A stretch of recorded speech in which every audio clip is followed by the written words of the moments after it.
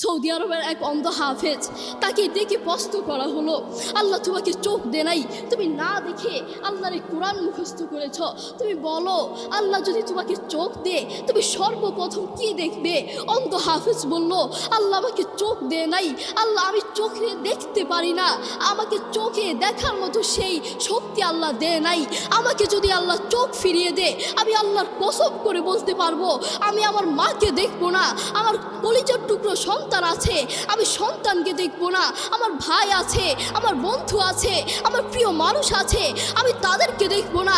আমি দেখবো যেই কোরআন আমি না দেখে মুখস্থ করেছি সেই কোরআন দেখবো, সেই কোরআনের আয়াতগুলো কত সুন্দর তার দিকে তাকাবো। আল্লাহু আকবার আছে আমি তাদেরকে দেখবো না, আমি দেখবো যেই কোরআন আমি না দেখে মুখস্থ করেছি সেই কোরআন দেখবো, সেই কোরআনের আয়াতগুলো কত সুন্দর তার দিকে তাকাবো। আল্লাহু আকবার।